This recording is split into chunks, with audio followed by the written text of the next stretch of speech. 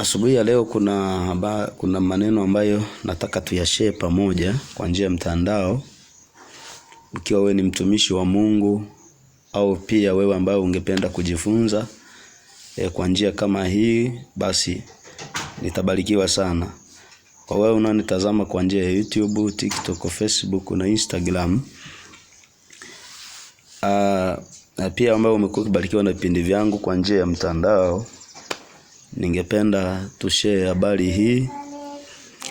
Nimekuwa nikitazama vita, nikitazama rumbano, nikitazama hali ya sintofahamu kwa baadhi ya watumishi wanashambuliana kwa njia ya mtandao. Lakini mimi ningependa kushauri kwamba mtu mwingine anaweza kainuka akasema mtumishi fulani labda kwa maneno aliyoyaongea labda sio sahihi, au wakati mwingine kuna watumishi ambao wameshindwa kukemea dhambi, wameshindwa kuhubiri injili ya wokovu, kuwavuta watu kutoka katika habari ya dhambi. Unakuta watumishi wengi wamekuwa wakishuhudia habari za washirika wengi kuwa makanisani lakini waonyeshi mabadiliko. Lakini kikubwa, kitu ambacho ningependa kuongea ni kwamba naomba tutambue kwamba katika ulimwengu huu wa sasa ambao tupo ni wakati wa siku za mwisho, nyakati ambazo kuhubiri injili ya kweli ni vigumu. Kwa hiyo watumishi wengi wameogopa vita, wameogopa kusimama kwenye msingi. Na ukisimama ili uongee ukweli, uhubiri injili ile ambayo ni ya wokovu, sasa utaonekana ni mshamba, utaonekana umepitwa na wakati. Kwa hiyo lakini bado utakosa watu wa kukufuata, kuunga mkono. Kwa hiyo watu wengi wametanguliza vyeo, wametanguliza matumbo yao, wametanguliza majina. Mtu anatafuta mazingira ili awe na watu wengi, awe na watu wengi wa kumsapoti. Kitu ambacho niseme kwamba ni dalili mbaya katika kanisa linalokuja. Kwa maana kwa sasa tuna wahuni wengi makanisani, kuna matapeli wengi makanisani, vibaka wengi makanisani, wabakaji, wadangaji. Leo tuna mashoga wamo humo makanisani. Lakini sababu ni nini? Kwa sababu watumishi wengi wameshindwa kuongea ukweli. Na ukisimama kuongea mambo kama haya, utaonekana wewe ni kama umepitwa na wakati na watu watakukimbia. Kwa hiyo mfumo wa uchumi umeingia makanisani, umeharibu hali ya huduma kwa sasa. Lakini tujue kwamba Yesu anakuja, na atakapokuja atalikuta kanisa la aina gani. Na kitu ambacho tumeitiwa ili sisi kama kanisa ni kuleta majibu ya dunia, kuleta majibu ya taifa, kuleta majibu ya wilaya, kuleta majibu ya mikoa, kila mahali ambako kanisa Mungu ameliweka kwa ajili ya kuleta mwanga au kutoa dira na uelekeo katika dunia. Sasa tunapofika wakati tukashindwa kusimama kwenye kusudi, maana yake sasa sisi tunakuwa ni chumvi iliyoharibika.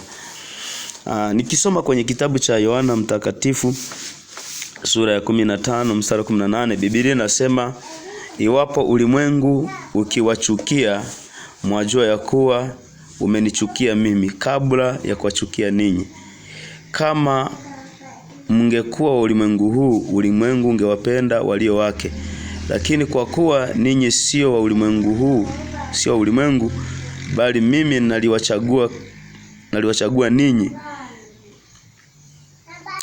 naliwachagua ninyi katika ulimwengu. Kwa sababu hiyo ulimwengu unawachukia. Nikiziangalia falsafa hizi zinaongelea habari ya kwamba watumishi ambao wamesimama kwa ajili ya kulitangaza kusudi la Mungu mpate kujua kwamba ninyi sio wa duniani, yani sio wa ulimwengu huu. Hamtakiwi kutembea kama dunia inavyotembea. Sisi ni kikundi maalum ambacho kimechaguliwa na Mungu kwenye hii dunia kwa ajili ya kazi maalum. Ametutenga Mungu, ametuhifadhi sehemu ili sasa ile dunia na wale wengine wanaotutazama waweze kujifunza vitu kutoka kwetu. Kwa hiyo ina maana sisi tunaposhindwa kulitimiza kusudi la Mungu, kinyume chake tunaenda kufanana na dunia.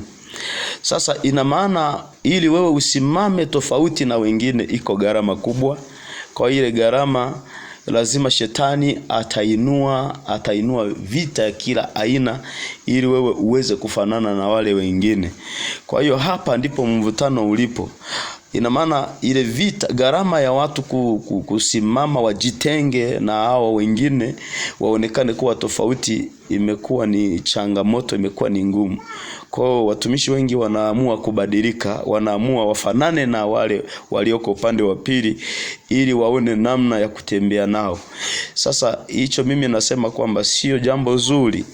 Sio jambo zuri kwamba mtu ufanane naye ndo mhubiri au ndo uwe naye ndo muende pamoja. Mimi hicho kitu nakipinga.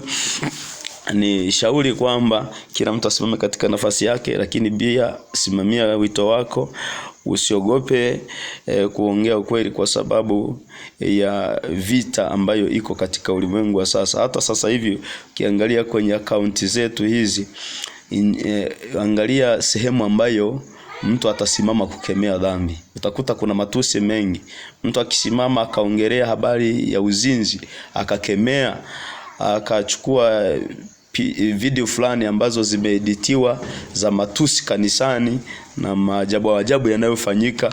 Leo tunashuhudia kiwango kikubwa cha waimbaji hawaimbi nyimbo ili wamlete Yesu, ili zile injili ziwavute watu kuwaleta kwa Yesu. Zimekuwa ni nyimbo ambazo zinatanguliza majina yao, yani ni burudani. Yani nyimbo za Mungu sasa hivi zimekuwa ni nyimbo za burudani, nyimbo za starehe. Sio nyimbo ambazo wimbo unaweza ukaimbwa mtu akasikia kuna sababu ya kutoka katika hali ya maisha alionayo na kuingia kwenye kusudi la Mungu.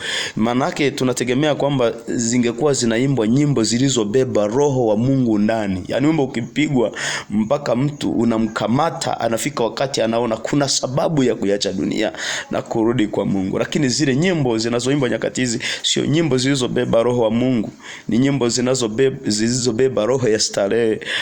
Unakuta zimebeba burudani, ni kama vichekesho na nini. Sasa hiyo bado nayo inakuwa ni changamoto. Kwa hiyo sasa, na wakati mwingine na watumishi wengine wa Mungu akisimama mahali kuongea ukweli, anaona kama anashindwa, ataelewekaje? Dunia hivi ilivyokaa inawapenda watu ambao sasa wanaenda sawa sawa na dunia inavyokwenda. Kwa hiyo sababu kubwa ya watumishi wengi kubadilika au kushindwa kuongea ukweli, pale ambapo panaonekana kuna kasoro. Si kila mtu anaweza kuongea. Kuna watu ambao Mungu amewapa mzigo ndani wa kuongea. Sasa wale ambao wamepewa mzigo huo wa kuongea, lazima usimame ongee kama sehemu ya wito wako. Usimlaumu mtu, maana si kila madhabahu ambazo zinatenda kazi katika ulimwengu wa sasa ni madhabahu za Mungu. Kuna madhabahu nyingine ni madhabahu za kuzimu. Kwa hiyo lazima usimame katika nafasi yako. Upaswi kumlaumu mtu. Kama ameitwa na Mungu kwa nafasi hiyo na anafanya hayo, basi waachana nayo. Angalia wewe umeitwa ufanye nini? Maana sehemu iliyoharibika ndio sehemu ya kwako kusimama ili upajenge. Japo kiwango kikubwa cha uharibifu, kiwango cha uharibifu kiko juu zaidi kuliko namna ambavyo ninaongea, lakini hatutakiwi kuogopa.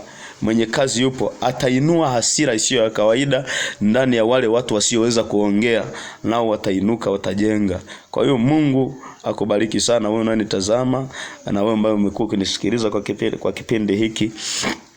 Naamini kuna vitu ambavyo unaweza ukajifunza. Lakini nipende kushauri watumishi wa Mungu ambao mnanitazama, na ninyi ambao sasa ni viongozi wa makanisa mnaonisikiliza, usiogope kukemea dhambi kwa sababu ya kanisa kutawanyika. Usiogope kukemea dhambi kwa sababu ya watu kukukimbia au watu kutokukuelewa. Kwa vyovyote vile ambavyo umeitwa, wewe ongea ukweli, hubiri injili ya wokovu, watu waache dhambi, watu waache mauaji, watu waache uzinzi, watu waache usherati, watu waache ushoga, ubiri kabisa. Unapofika wakati ukemea dhambi, usipinde. Yaani hii ndio ambalo tunafika wakati tunaona kwamba injili ya sasa ni injili iliyofilisika, sio injili ambayo inaweza kuwatenga watu na dhambi. Unaona? Mimi nafikiri watumishi wa Mungu tusimame kwenye sehemu ya wito. Simama katika wito wako, hubiri injili ya kweli, atukuzwe Mungu. Hakuna kitu kitakachoharibika. Mimi najua kuogopa vita sio dalili nzuri. Unaona, unapokimbia vita, hata huko unakokimbilia siko salama, unaenda kufa, unaenda kupotea. Kwa hiyo kama madhabahu inayokusimamia, inayokudhamini, inayokupa kibali, iliyo kwa ajili utende kazi ni ya Mungu aliye hai, simama ukemee dhambi. Simama ukemee dhambi. Tumefika kwenye nyakati ngumu sana. Tunashuhudia watumishi wengi wamekimbia kwenye upepo wa mafanikio, wameshindwa kusimamia msingi wa nguvu ya Mungu. Kiwango kikubwa cha uharibifu, ni kikubwa zaidi, ni kikubwa zaidi. Lakini ni nani asimame alete majibu? Viongozi wa serikali wanategemea majibu kutoka kwako. Wenye fedha, wenye mali wanategemea majibu kutoka kwako. Sasa unapofika wakati na wewe ukawa taa iliyozimika, lazima taifa itaharibika, dunia itaharibika, hapatakuwa na sehemu ya kukimbilia. Mungu amekuweka kwa ajili ya kusudi hilo. Biblia inasema kama tulivyosikia kwamba ninyi sio ulimwengu,